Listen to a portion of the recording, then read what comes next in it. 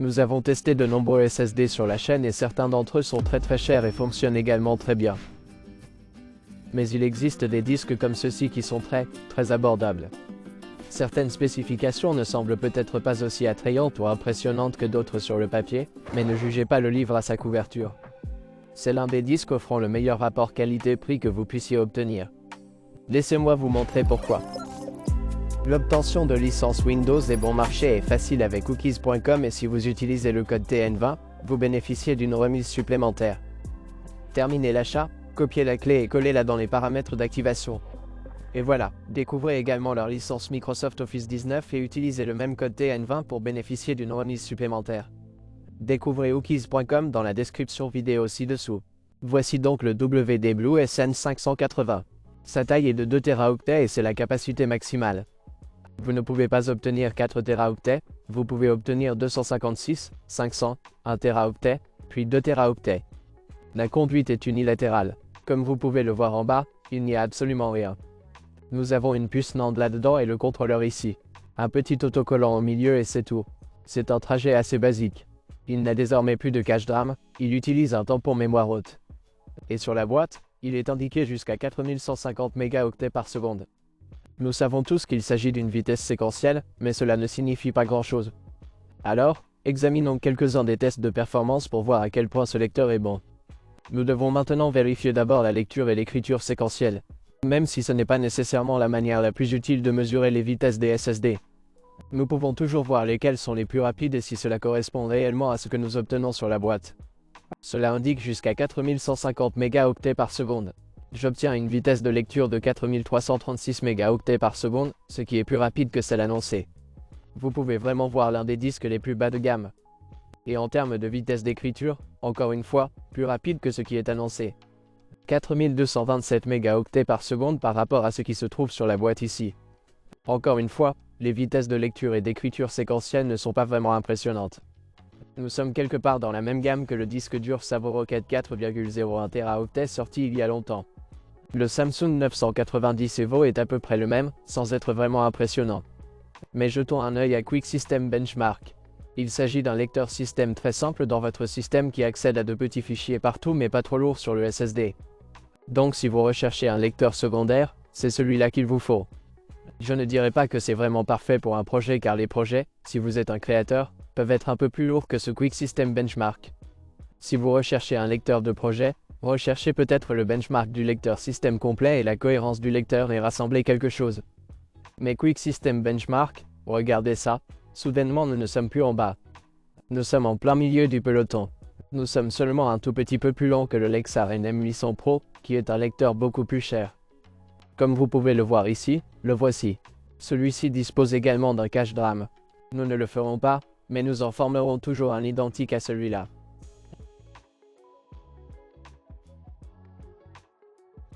Lexar NM800 Pro. Mais je pense que pour un lecteur secondaire, c'est une très bonne référence ici. Maintenant, en ce qui concerne les données, tout à coup, nous voyageons encore plus haut dans cette échelle et tout à coup, nous sommes très identiques au SN770. Ainsi, le benchmark de lecteur de données est l'endroit où nous stockons le plus de données. Peut-être le charger et ensuite le lire. Mais ce n'est pas comme lire beaucoup de petits fichiers partout. Il s'agit plutôt d'une référence de lecteur de données pour stocker les données, etc.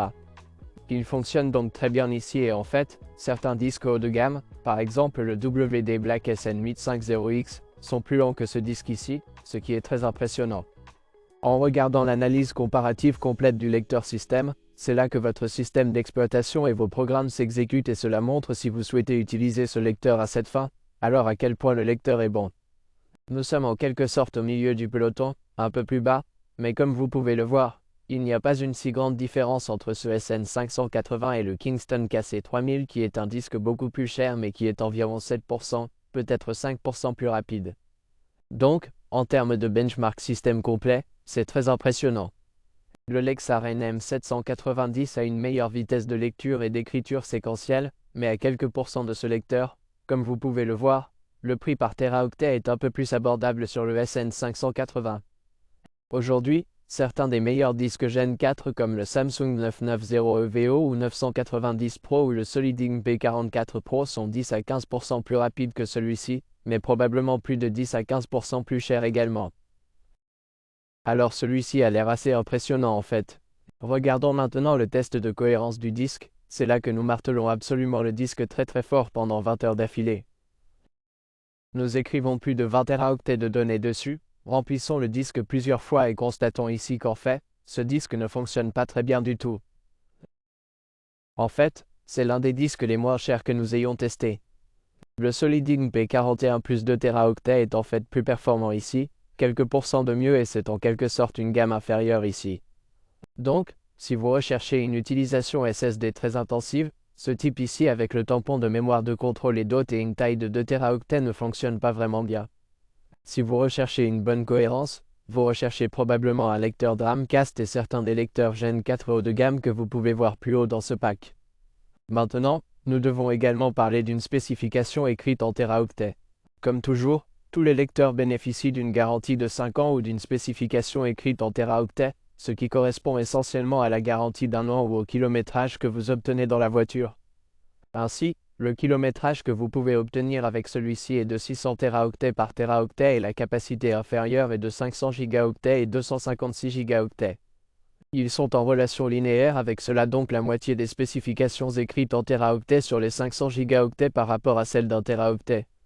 Mais celui de 2 Teraoctets n'est pas réellement évolutif de manière linéaire en termes de spécifications écrites en Teraoctets.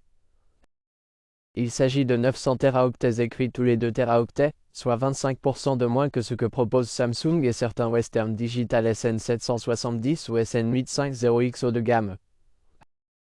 C'est donc un peu dommage car celui de 2 Teraoctets est très abordable, mais pourtant, les spécifications écrites en Teraoctets ne sont pas très impressionnantes ou sont en fait inférieures à la norme de l'industrie que nous pouvons voir ici. Cela coûte environ 65 $ par Teraoctet. La version 2 Teraoctets est encore moins chère par Teraoctet, environ 60 $ par Teraoctet. Je vous recommande vivement de vérifier les prix de ce lecteur et du reste du lecteur que j'ai montré dans cette vidéo dans la description ci-dessous, car il y a souvent des offres sur certains lecteurs et je recommande alors vivement d'opter pour celui-ci. Il y a actuellement de nombreuses offres en cours, alors consultez les derniers prix dans la description ci-dessous. Mais en conclusion, je pense que ce SN580 est un lecteur très impressionnant. Pour le prix que vous payez pour cela, il surpasse en fait le Soliding P41 qui est plus cher mais qui n'est pas aussi performant que ce SN580. J'aime donc ce que fait WD ici, à quel point c'est abordable et je pense que c'est l'une des meilleures banques pour SSD de livres que vous puissiez obtenir. Si vous voulez simplement les meilleures performances pour votre argent, je veux dire, c'est difficile de battre celui-ci. J'aimerais savoir lequel vous choisiriez, mais je pense que c'est très impressionnant. Appuyez sur ce bouton j'aime, cela fait vraiment une différence. Abonnez-vous si vous ne l'avez pas déjà fait. Lien ci-dessous si vous souhaitez le vérifier. Merci les gars d'avoir regardé. Au revoir.